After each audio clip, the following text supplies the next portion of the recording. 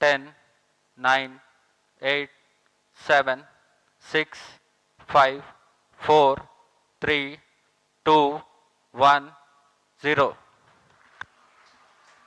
फलतापूर्ण प्रज्वलन Plus और 5 seconds. उत्थापन प्रथम प्रमोचन मंच से। I'm very happy to announce the successful accomplishment of the TVD1 mission. है गगनयान मिशन के बारे में। आज पहली टेस्ट फ्लाइट है गगनयान मिशन की और इसके बाद भारत ऐसा चौथा मुल्क बन जाएगा जिसका एस्ट्रोनॉट, जिसका कोई ह्यूमन बीइंग स्पेस में जाएगा। नासा से कोई जोड़ नहीं बनता एक्चुअल में, लेकिन आप ये देखें कि उसने नासा को भी इस चीज़ पे इन्फ्लुएंस किया है कि नासा आगे कह रहा है कि भाई एटलीस्ट हमें दिखाएं कि आप लोगों ने इतने कम रिसोर्सेज में आप लोग कम बजट में इवन के आप इतने कम बजट में आप वहां पहुंच कि India set to be fourth largest global travel spender by 2030 कि इंडिया जो है 2035 तक अपना स्पेस स्टेशन बना लेगा और 2040 तक उनका टारगेट ये है कि वो अपना एक फर्स्ट इंडियन जो है वो मून पर भेजेंगे। भाई हमारी लात जो है वो इंडिया के जो लात है ना उससे ऊंची उठती है। ठीक है, तो इसमें क्या कमाल है, वो चांद पे चले गए। नहीं तो हम तो लात उनसे ऊंची उठाते हैं। नहीं, अगर यही सोच हमारी रहेगी, आपको नहीं लगता कि कल को लात भी नहीं उठेगी और लात को उठाएंगे भी नहीं, हमारी कल को दोनों लातें उठ जाएंगी तो फिर क्या रहेगा। दुआ में बहुत ताकत होती है। हमारा अकीदा और ईमान है कि दुआएं बुरी तकदीर को बदल कर अच्छी और मुश्किलात को आसान बना देती है। लेकिन क्या सिर्फ आंखें बंद करके दुआ कर लेना काफ़ी होता है? ये ऑब्वियसली एक बहुत बड़ी बात है। एक चाइना, रशिया और अमेरिका के बाद अब इंडिया जो है, मतलब आप खुद देख लेना कि मतलब कितने बड़े बड़े कंट्रीज़ के साथ इंडिया का नाम अब लिया जाने लगा है। हम लोग जब बात करते हैं ना, मतलब लाइक आप, मैं या हम में से कोई भी जब बात करते हैं ना इंडिया और पाकिस्तान, तो अब वो सूट नहीं करती बात। नमस्कार दोस्तों, जय Hind. Welcome to after morning news channel. आज सुबह होते ही इसरो के श्रीहरिकोटा केंद्रों में हलचल बढ़ गई थी। सुबह 8 बजे गगनयान मिशन के लिए क्रू मॉड्यूल का टेस्ट होना था, लेकिन 2 बार इसमें देरी हुई। 9 बजे के करीब काउंटडाउन शुरू हुआ तो आखिरी 5 सेकंड पर ये अचानक रुक गया। इसरो चीफ ने बताया कुछ खामी पता चली है जिससे होल्ड हो गया। अच्छी बात यह है कि पौने घंटे के भीतर सारी तकनीकी खामियों को दूर कर लिया गया। आज इस टेस्ट के लिए होने वाला रॉकेट भले ही छोटा था, लेकिन इसका लक्ष्य बड़ा था। मानव मिशन में क्रू को सुरक्षित लैंड कराने में इस टेस्ट की अहम भूमिका रहने वाली है। 10 बजे लंच फिर शेड्यूल हुआ और साइंटिस्ट के चेहरे खिल गए। इसरो ने आज दिखा दिया कि डर के आगे जीत है और डर के आगे मिशन सफल है। इसरो के इस परीक्षण का मकसद है 2025 के लिए गगनयान मिशन को तैयार करना है, जिससे ये पता लगाया जा सके कि अगर गगनयान मिशन के दौरान कोई भी गड़बड़ी होती है तो अंतरिक्ष यात्रियों को कैसे सुरक्षित बाहर निकाला जाएगा। दूसरी तरफ भारत और पाकिस्तान दोनों ने अपने स्पेस प्रोग्राम के लिए अमेरिका की मदद ली थी। इसके बावजूद वर्तमान समय में पाकिस्तान स्पेस प्रोग्राम भारत से बहुत पीछे है। शुरू से हमारा, मैं बार बार कहता हूँ कि इसरो हमारी ब्लड में है। हमने दुनिया को पहली बार अंतरिक्ष की भाषा सिखलाई थी। हमने दुनिया को नक्षत्र बताया था। हमारे यहाँ शादियां नहीं होती हैं बिना आपका नक्षत्र मिला। ये हालत है हमारा स्पेस के साथ कनेक्शन। हम लोग वो लोग नहीं है जो स्पेस और अपने आप को आइसोलेटेड समझते हैं।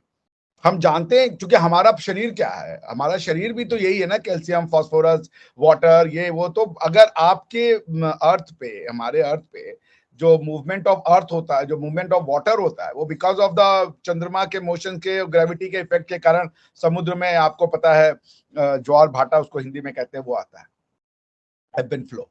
तो पॉइंट ये है कि आप अगर हमें बोलेंगे कि आपके साथ क्या हो गया, आप अचानक से क्यों इतना सक्सेस कर रहे, ये सही एनालिसिस बार बार नहीं है।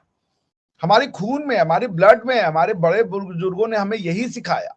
उन्होंने हमें साइंटिफिक सोच दी। भारत की वैदिक सिविलाइजेशन एक साइंटिफिक सिविलाइजेशन है। आप पढ़ें, आर्यभट्ट ने 0 दिया, ये सब चीजें हैं हमारे यहाँ लिखी गई। भाई सिविलाइजेशन आज अचानक से वेस्ट ने नहीं शुरू कर दी।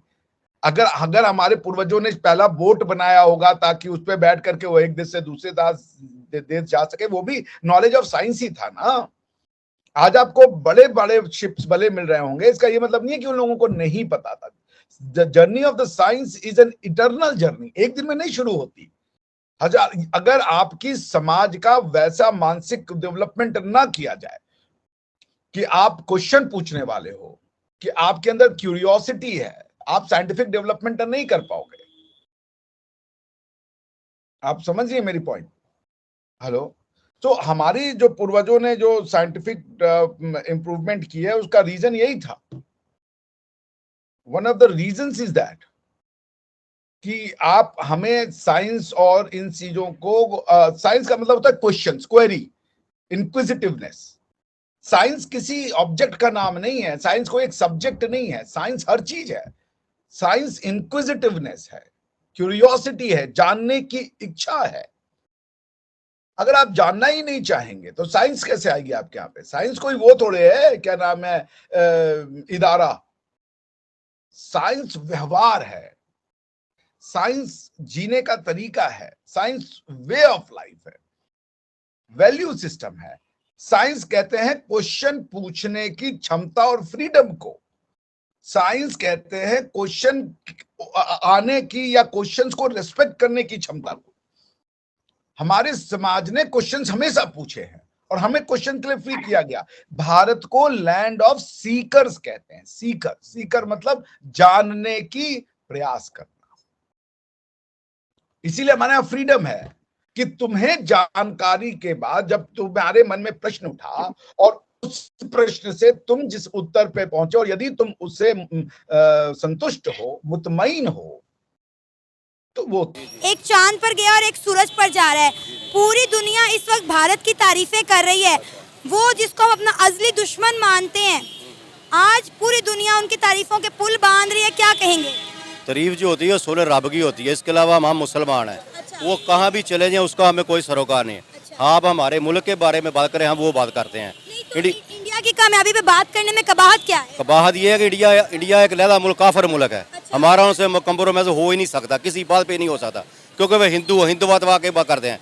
मुसलमानों को ना जीना हराम किया वहाँ पे, क्यों उसकी हम बात क्यों करें? हम उसकी हम हमारे मुल्क के बारे में पूछे, इसके हालात क्या हैं, ये क्यों नहीं जा सके? हाँ, मैं ये बताता हूँ, आपसे वो भी पूछूंगी कि हम क्यों नहीं जा सके। पहले मुझे आप ये बताएं, आपने कहा वो काफिर है, काफिर तरक्की कर गया है, ठीक है, हम मुसलमान होकर तरक्की नहीं कर पाए। मैं ये बताता हूँ, ये उसकी वजह है, उसका ये निज़ाम अदल है ना, निज़ाम अदल उसका वो एक नंबर है उसका। हमारा निज़ाम अदल कहाँ पे खड़ा है? इमाम गजाली का कौल है, कौमें जबर बर्दाश्त कर सकती हैं, इंसाफ जिस कौम में वो कौमें तबाह हो जाती हैं।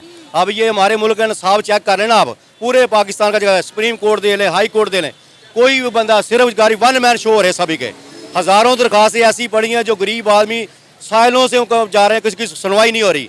मगर जो सियासत सिर्फ सियासत हो रही है इस मुल्क में, इसके अलावा कोई काम नहीं। भाई, सियासत कौन सी अच्छी हो रही है? मुझे बताएं कि सियासत कौन सी अच्छी हो रही है? कुछ भी नहीं कर रहे। मैं बताता हूँ, पाकिस्तान को तकरीबन 76 साल या 78 साल पाकिस्तान को आज़ाद हुए हो गए हैं, ठीक है ना। वो भी हमारे साथ ही आज़ाद हुआ ना। चीन हमारे बाद आज़ाद हुआ है, वो कहाँ खड़ा है? चीन का और भारत का मुआवजा कर सकते नहीं कर सकते?